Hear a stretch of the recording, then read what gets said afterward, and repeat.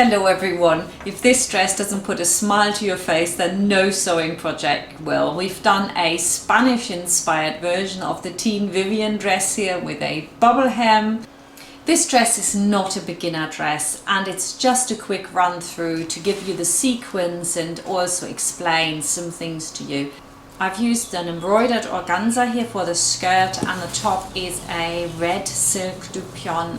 And we've got some light boning in there as well to give the dress a little bit support. The pattern pieces you need is the center front of the Vivienne, and we're cutting the lower scoop, the side panel for that, and we need to get rid of the solid line, so we just have the dashed line which is for sleeveless. Center back we do exactly the same, cut away for the scoop and also the side piece, and again cut away, so we've got the sleeveless version. And the bust size is really easy to find because we've got 7 bust sizes per size and there are 4 sizes altogether, so you should find yourself. But if you don't, there is a separate video showing you how to do a really simple bust adjustment which anyone can do.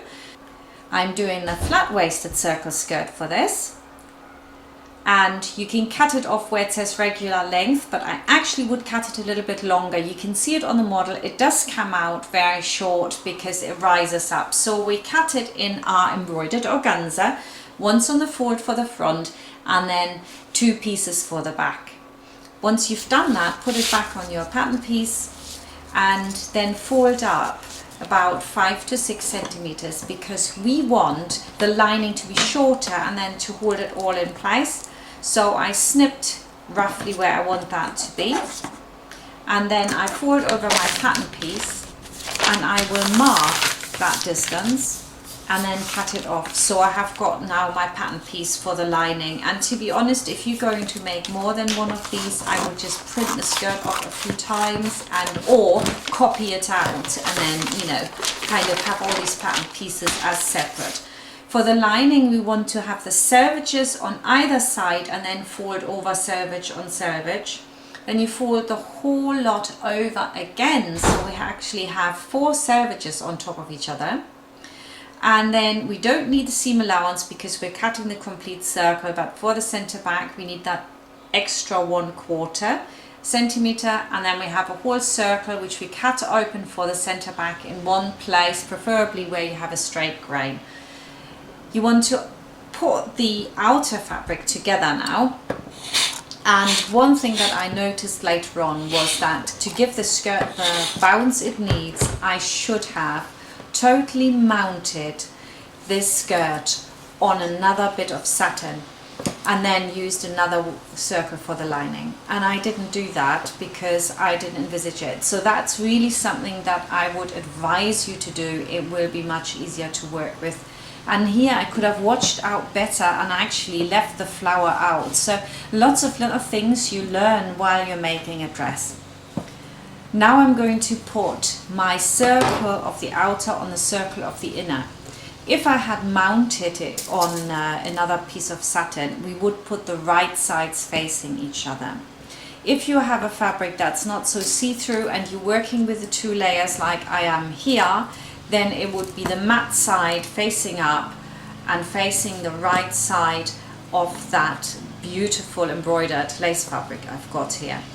So then don't worry about this lining being ever so slightly shorter because we are going to elasticate anyway. So what I'm doing here is snipping back a little bit, not too much actually, it's just to make it neat because I'm not overlocking. I don't want any overlocking to peep through. I think it's nicer the way it is. And you can see how it rises up, and I think this is the moment where I realized I should have mounted it. But too late. So I'm now going to put some elastic on, and again, if I had another fabric on top of that, you wouldn't see it. You didn't see it anyway, but I got really worried at this point. You really want to stretch your elastic to kingdom come. Don't think that it'll ever be too small. It won't. A circle is really big. So I have now zigzagged on the elastic. The next step is then to simply put all the edges together and just put a holding stitch all the way around. So none of this can move because it does want to move all the time. So I've just like pinned it all the way around and then sewed it all together, so I can work with a complete piece, which is much easier. Also, of course, if you had put the mount on, the zip would have been a bit easier. I could have just done this as per usual. Anyway, I did not mount it on any other fabrics, so I had to work my way around it, and I did. It's fine. So I've got it all together now, all sewn on. And to make the center back look nice, I really didn't want to overlock that. I didn't have any red thread for that. I'm just binding it, so help yourself out in this case. And magic of the video, it is done. And so now I will have that seam allowance there. Next, I'm working my bodice. So the bodice has to be cut out in lining, you know, basic, standard as you would. I'm not going to go over this again. The difference in the silk is that I've again used mounting, and mounting is when we put just another support fabric underneath it. That thing that I just suggested that you do with a skirt, well, I'm doing it here in white for the top, and I'm using white because it makes the silk brighter. I wanted a really fiery red. I didn't want it to look dull. It would have been duller if I used like a really dark mount. So I do that on every single pattern piece that I've got, the front, the back, the sides. Now I can put the sides onto the centers, and you have got marks on your pattern pieces, so if you snip those, then it is fairly easy to do.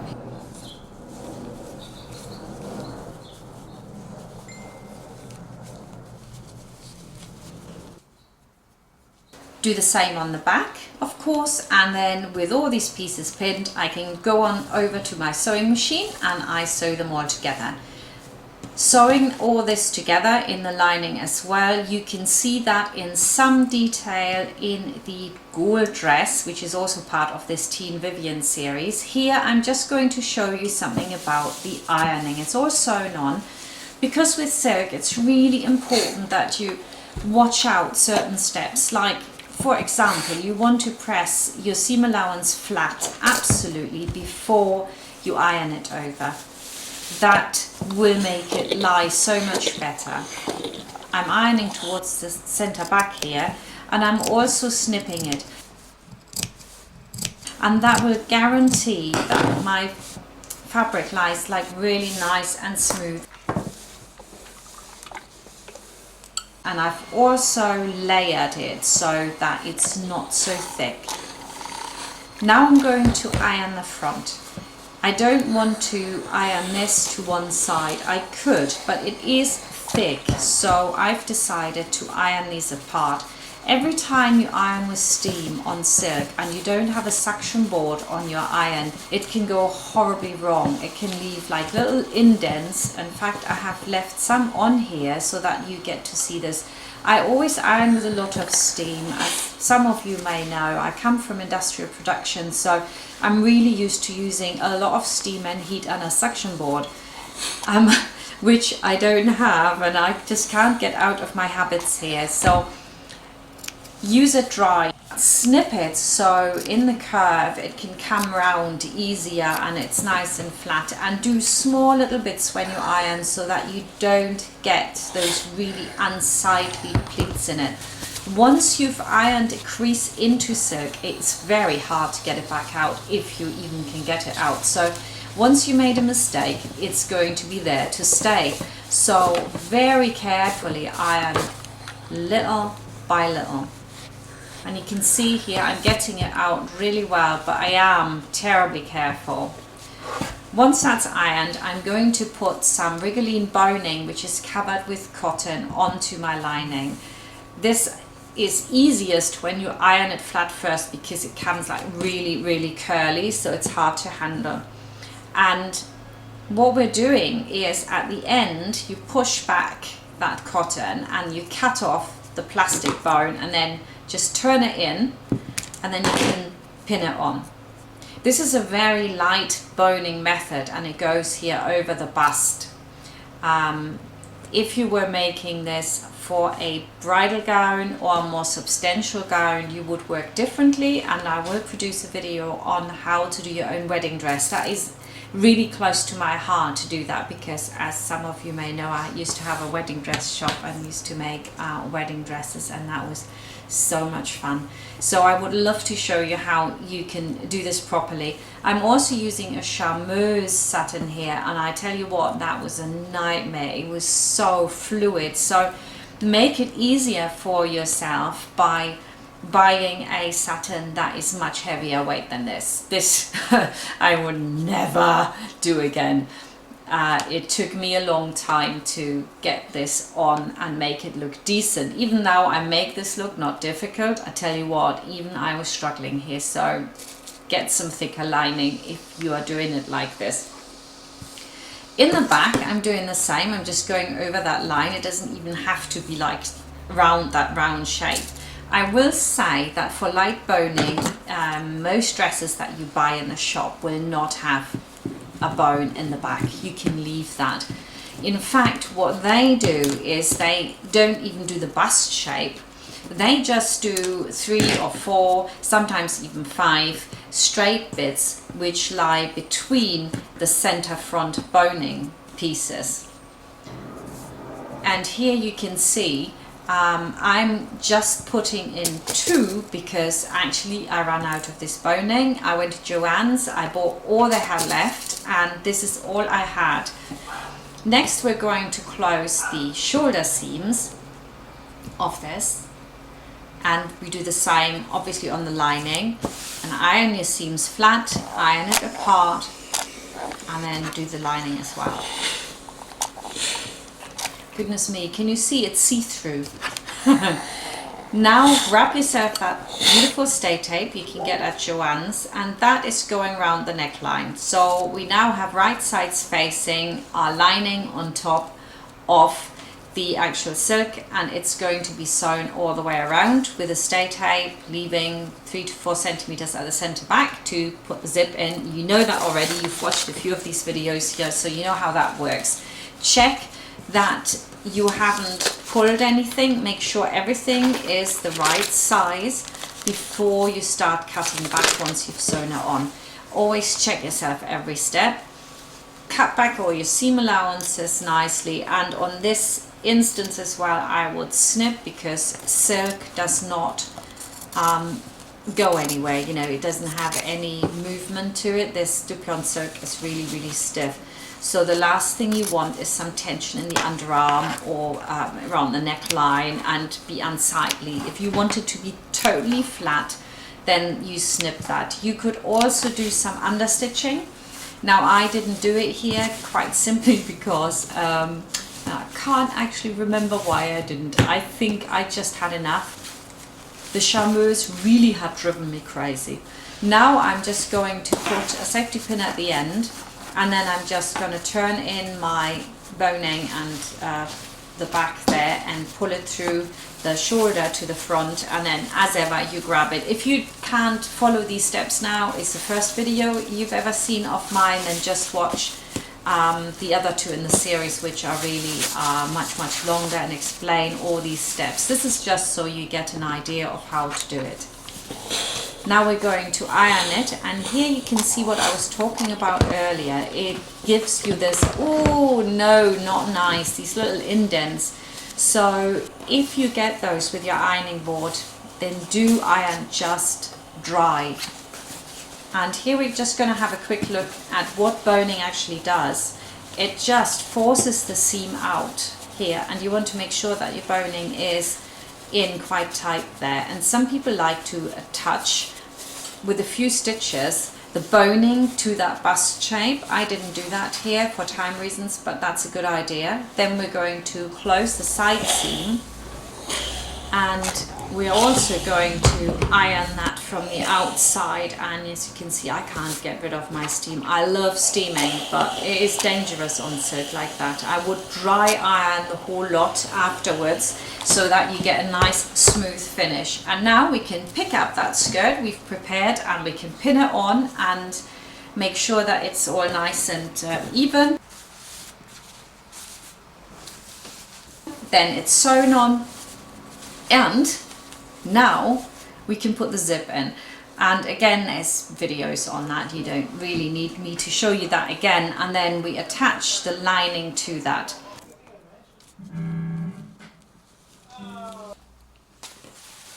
For the sash, you can do the sash folded over like I did on the ball dress, or what you can do is you can do a French seam so that you end up with a really wide piece. This is really huge, it's like 15 centimeters, no 20 actually, 20 centimeters wide.